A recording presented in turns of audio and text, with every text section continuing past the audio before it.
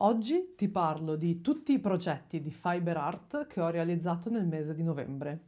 Novembre è stato un mese impegnativo, pieno di idee, di creatività, di cose che volevo fare e con il fatto che mi sono appassionato all'uncinetto e alla maglia, ora ne avevo davvero da tutte le parti. Mi sembra di aver vissuto 3 vite, ho realizzato tantissime cose, non ho assolutamente portato a termine molte delle cose che ho realizzato, ma ci tengo a condividerle lo stesso, un po' come work in progress. Mi ha aiutato moltissimo avere un diario di Fiber Art, di cui ho parlato nel mio ultimo video, dove mi annoto tutti i progetti in corso con foto, istruzioni e tanto altro ancora. Partiamo. Ad inizio novembre avevo in mente di realizzare uno shop update, quindi mi sono concentrato sul realizzare nuove spille e sul far tornare alcuni dei miei design più venduti. Tra i miei best seller che ho deciso di riproporre abbiamo le meravigliose spille gallina, le coloratissime spille pomodoro e ovviamente le amatissime spille Switch. E sapendo che avrei partecipato alla Tipico Market a fine mese, la cui mascotte è un vermetto, ho anche realizzato tante altre spille vermetto. Tra le novità invece che ho realizzato, ho fatto delle spille a forma di testa di alieno, delle spille frutta e delle spille Miffy. E tra le altre spille che ho realizzato nuovamente, la mia spilla preferita è uno dei miei best seller, la papera che dice "Cheese was never an option". Poi, sempre in vista della mia partecipazione da tipico, la cui appunto mascotte è un vermetto, la mia amica Olala Ceramica mi ha chiesto di realizzare un banner per lei, che ho fatto. E con gli scarti, cioè gli avanzi di stoffa del banner, ho realizzato due cose. La prima, un verme lungo 4 metri, non ironicamente, che ho completamente riempito di giornali per renderlo un boa. Lo adoro, mi piace tantissimo. E con gli avanzi del verme ho realizzato dei portachiavi a forma di vermetto che ho poi regalato allo staff e a tutti i volontari che hanno aiutato a rendere Atipico una realtà. E questi li ho tenuti per me. Parlando di Fiber Art, invece, ho iniziato quella che diventerà una calza di Natale, quindi in bianco e in rosso, all'uncinetto. Quindi questo è, diciamo, la punta del calzino, poi andrà a crescere così. È la terza che faccio. Mi stavo un po' annoiando a fare calze, quindi ho fatto l'inizio e poi mi sono fermato, ma ho intenzione di finirla entro Natale. Sempre all'uncinetto ho iniziato a realizzare quello che diventerà un gilet, un maglione senza maniche, di cui questo sarà il pannello del retro, quindi ho iniziato a fare tutto in maglia bassa e al momento è un grande rettangolo. E invece con questa lavorazione che mi sta piacendo moltissimo, in inglese si chiama basket weave, mi verrebbe da tradurlo come punto cestino in italiano, sempre con l'uncinetto ho realizzato quest'altro pannello che sarà il davanti, invece, ma purtroppo ho scoperto di aver finito, cioè no, ne ho ancora uno, ma sto finendo i gomitoli e chiaramente non mi basta per, cioè questo rettangolo non copre l'interità del mio busto, quindi devo procurarmi altri gomitoli di questo Woolpaca di Beta Knit nel colore cinnamon per poter finire questo lavoro e al momento è in stand-by fino a che non avrò i gomitoli per finirlo. Però mi sta piacendo, mi piace moltissimo il colore e mi sta piacendo davvero davvero molto questa lavorazione. Poi, sempre con gomitoli di Beta Knit, che sono quelli che ho acquistato ad Abilmente se avete visto il mio video, questo in Alpa Cotton è una manica, perché ho deciso di, cioè, l'idea di fare un maglione, ti dici, ok, è un lavoro impegnativo, grosso, partiamo da una manica così non avremo mai timore.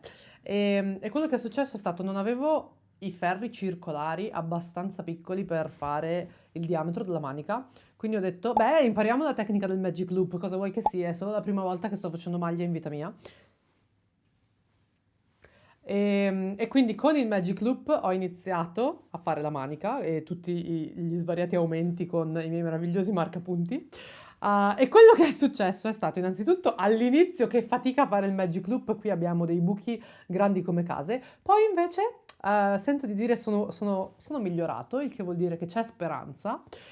Però, quando sono arrivata ad avere un diametro abbastanza grande da potermi permettere, ok, finalmente lavoriamo in circolare, Quello che è successo è che ho scoperto che la mia tensione di maglia in circolare è completamente diversa rispetto a quando lavoro in Magic Loop. Quindi quella che stava venendo come una bella manica con un po' di aumenti molto graduali è completamente sfasata, è diventato un imbuto. E questa è la porzione che ho lavorato in fari circolari e si vede, nel senso è andato da tutte le parti. Quindi ho scrappato, ho tolto i ferri dalla manica e quello che succede è che andrò a rimuovere tutto il lavoro perché ho comprato il cavo per i ferri circolari più piccolo, quindi ora sento di poter fare una manica partendo dal circolare e andando avanti in circolare fino alla spalla. Ma mi hanno anche suggerito che di solito i maglioni si partono dal collo e si fa un top down ed è il metodo più semplice, quindi lungi da me ricominciare dalle maniche prossimamente, ripartirò dal collo, presumo. E soprattutto mi hanno detto, guarda, meravigliosa questa bellissima maglia che tu stai lavorando con i tuoi ferri da 4 mm, ma perché ti vuoi così male e ci hai messo un mese per fare questa manica? Lavora con i ferri da 5 e vedrai che verrà bene lo stesso.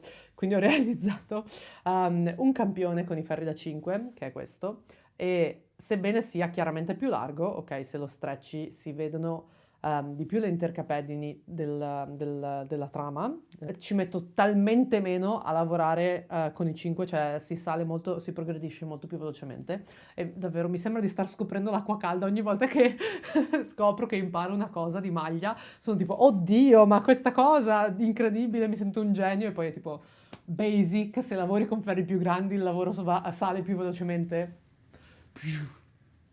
Quindi sì, questa maglia verrà completamente distrutta e verrà completamente rifatta. Quindi, pieno di frustrazione nei confronti della mia manica e del mio maglione, ma con grandissime aspettative per quanto riguarda i ferri circolari. Però lavorare con i ferri circolari è meraviglioso, cioè nel senso non devi mai girarti, non devi mai cambiare punto, vai avanti, vai avanti. E quindi il mio meraviglioso cervello ha detto, vabbè, se ti piace così tanto lavorare con i ferri circolari, fai una cosa con i ferri circolari semplice, tipo un berretto.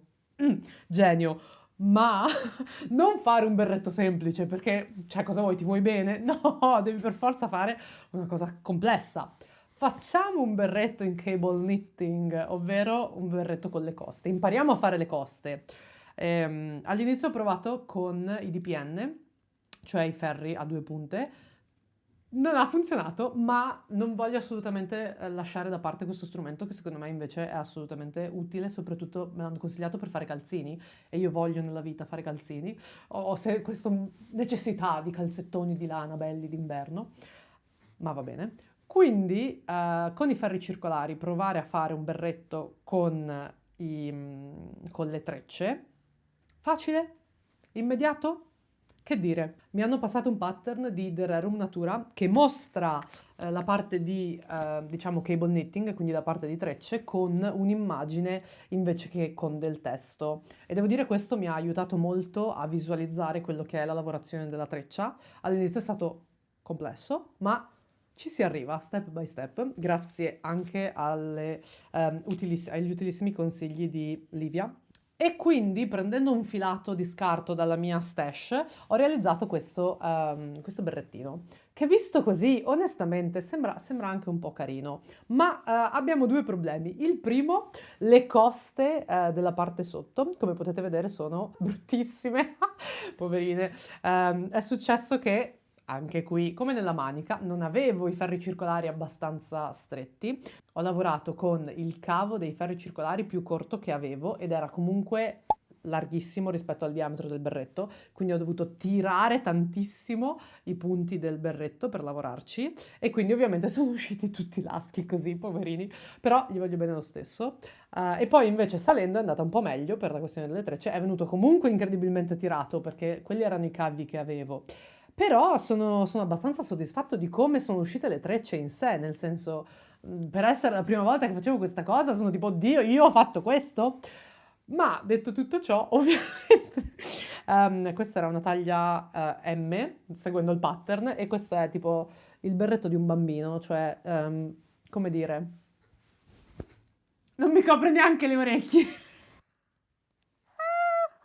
E si tira tantissimo. Io Però, vedi, è dai fallimenti che noi cogliamo le opportunità per rialzarci e migliorare. Quindi questo meraviglioso berretto per bambini, che non so assolutamente cosa me ne farò, purtroppo è troppo grande per i miei gatti e troppo piccolo per la mia testa, quindi non c'è un in-between che possa usare. Presumibilmente lo regalerò. Ovviamente, mi ha fatto imparare tantissimo e quindi adesso che mi sono procurato un gomitolo vero, questo è un gomitolo di Perfetto 120, 100% lana merino di Metz, e con questo io ho ricominciato la meravigliosa lavorazione di trecce, questa volta con il cavo di una lunghezza giusta. E quindi ecco qui il punto a cui sono adesso, dove ho realizzato le coste, stavolta fatte bene, guardate che belle coste, guardate che costina. E poi sono salito con le trecce che ora appunto sono ancora in lavorazione, stanno ancora lavorando, però di cui sono già molto molto contento.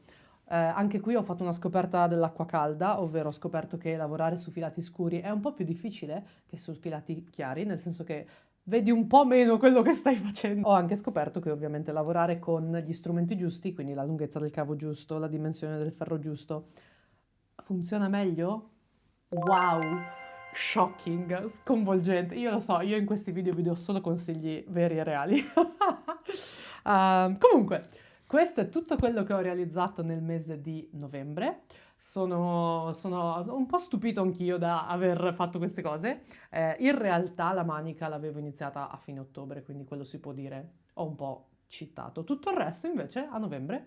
E niente, sento che sto imparando tantissimo, mi sto divertendo molto e soprattutto sto facendo amicizie legate al mondo del knitting e del fiber art che prima non avrei, cioè sicuramente avrei potuto fare, non sto dicendo di no, però questo ci sta unendo maggiormente e ci sta dando qualcosa di cui parlare e occasione di trovarci per knittare assieme. Quindi sono incredibilmente contento e grato al fiber art e alla community di fiber artist che mi permette di vivere queste esperienze.